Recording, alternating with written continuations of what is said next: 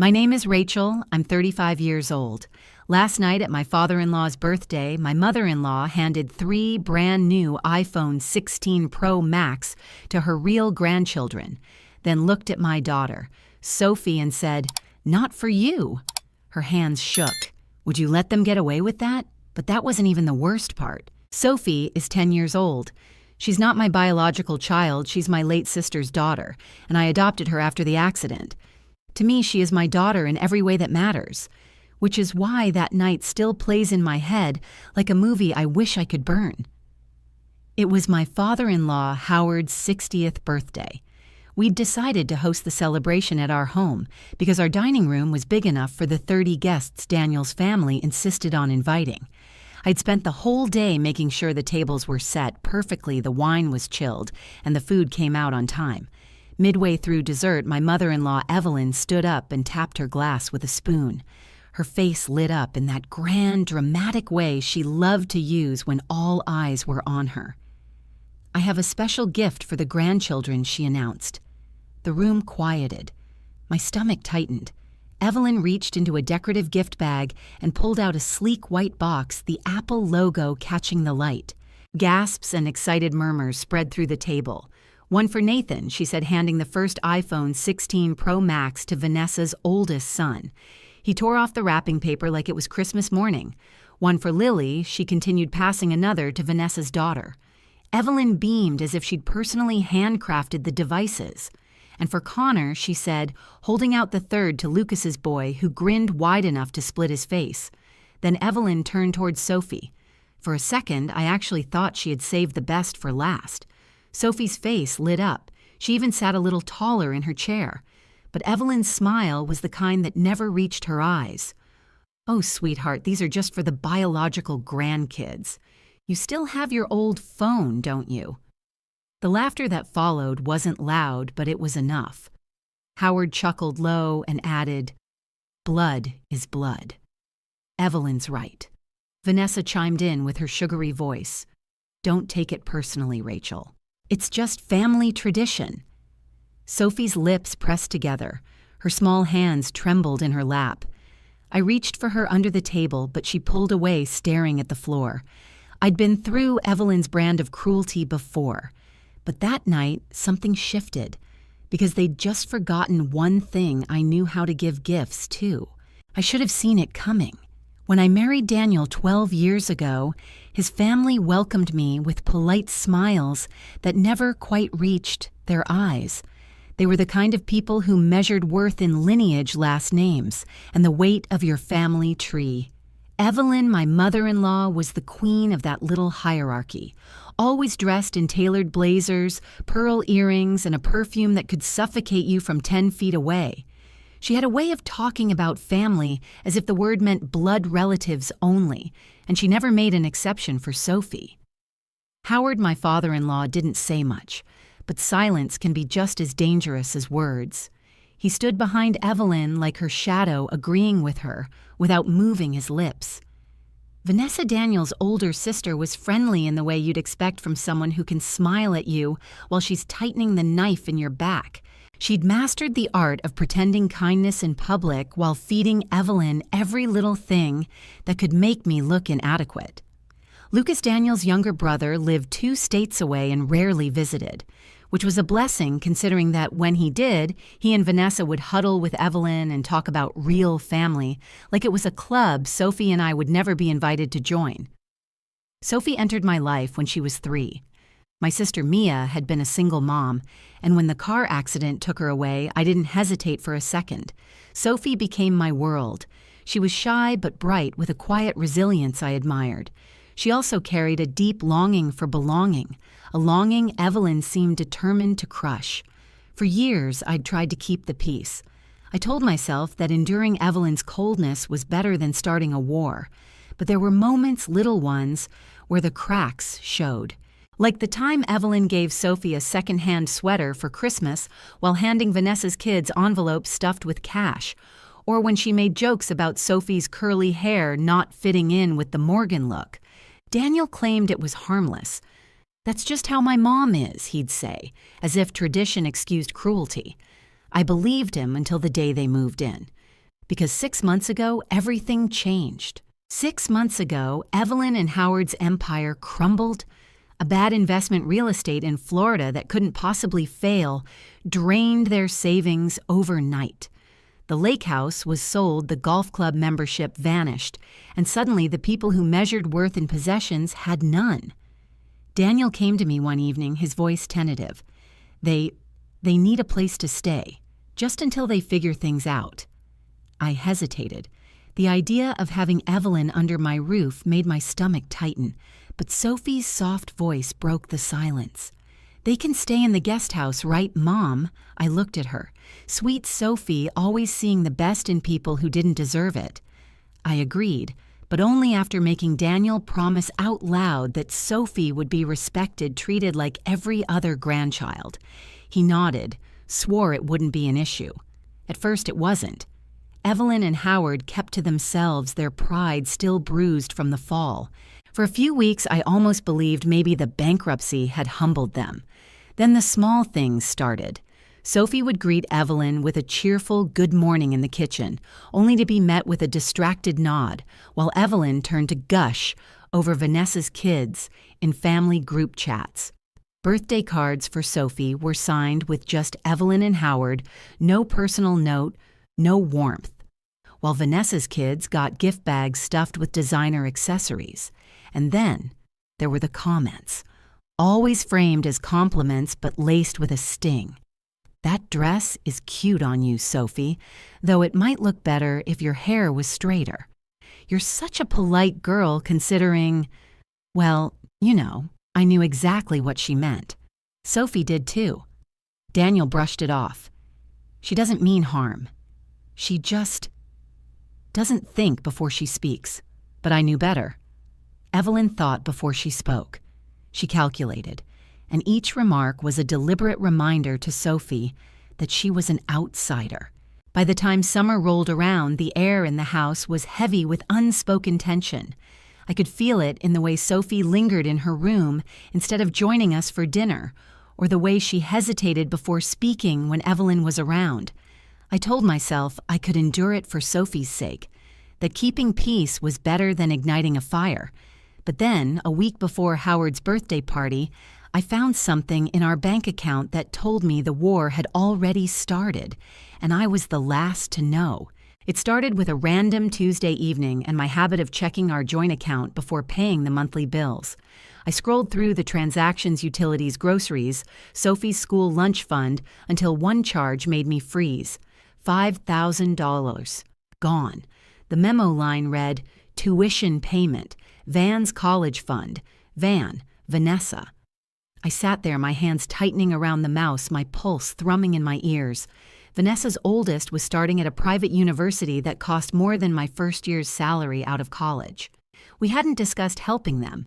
In fact, just 2 months ago, when Sophie begged to enroll in a summer art program for $300, Daniel had told her we didn't have the budget. I called him immediately.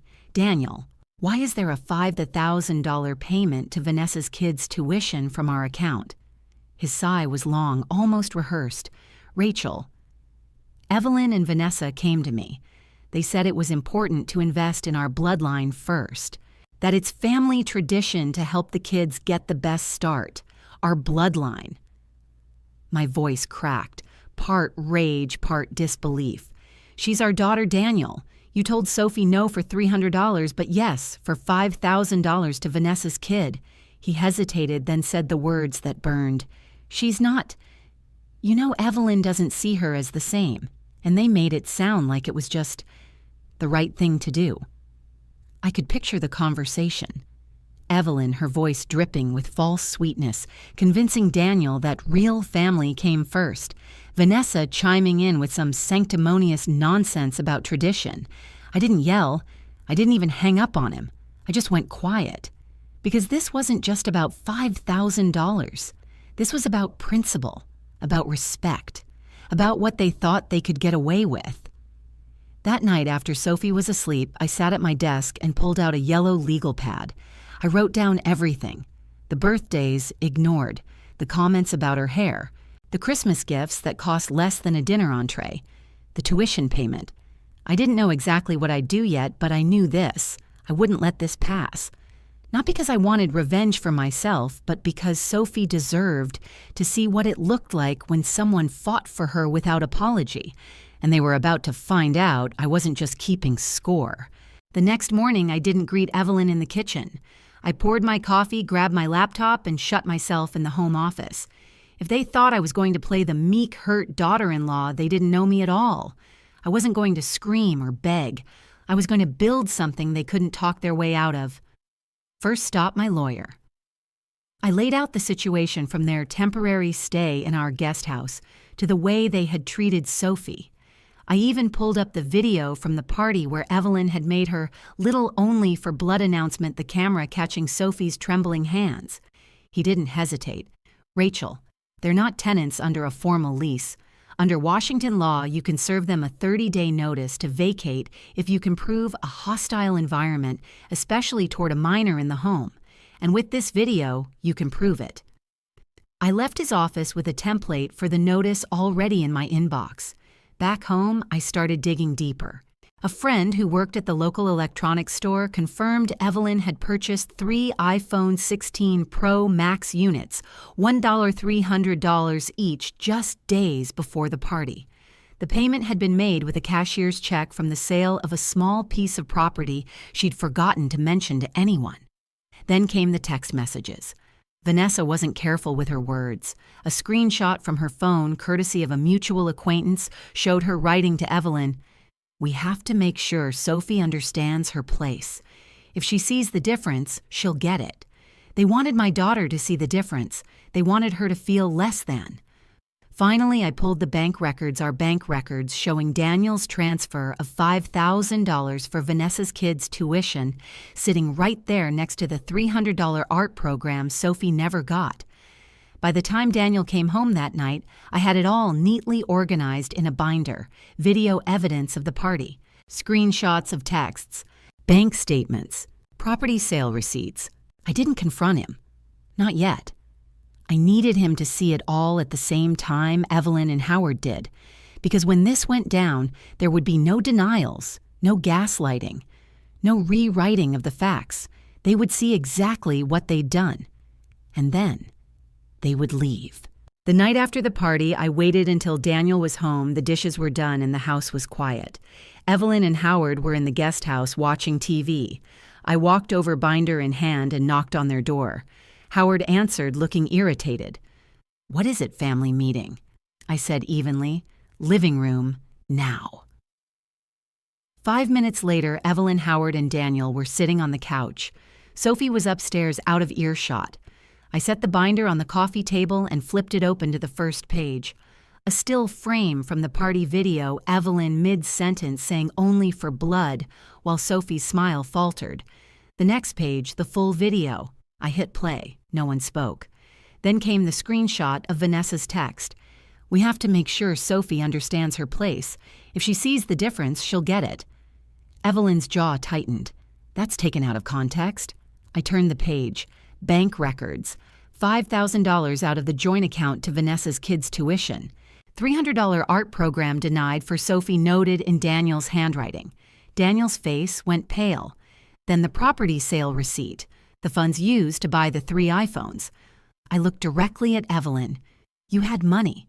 You chose to spend it on everyone except Sophie, and you wanted her to feel it. Evelyn straightened, her voice icy. "She's not my granddaughter. You can't force us to pretend." I leaned forward, my voice calm but final. "No, but I can force you to pack your bags. This is my house.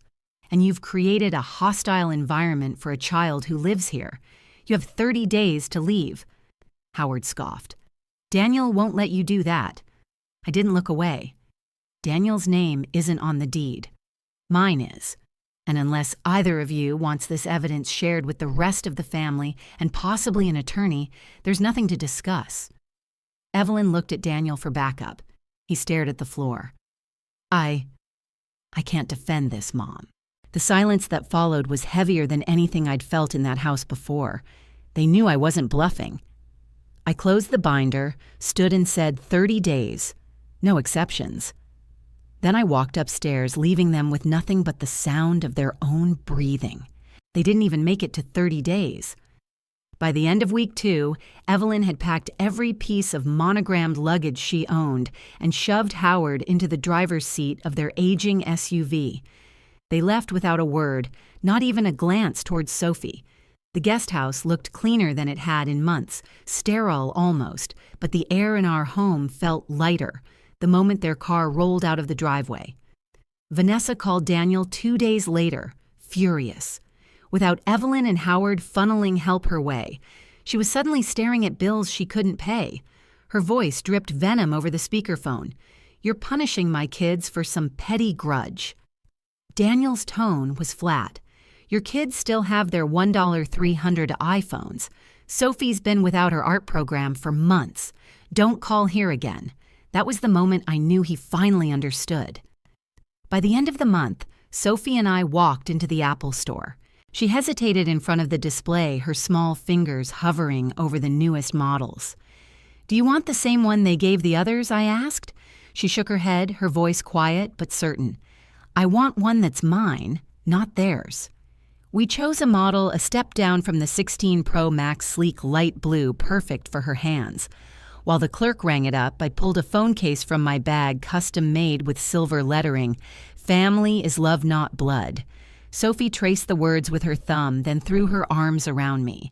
"Thank you, Mom." That night, we had takeout on the living room floor, just the 3 of us. Daniel poured sparkling cider into glasses and raised his. To Sophie, he said, looking at her the way a father should, "May you never doubt where you belong." Sophie grinned, her new phone resting beside her.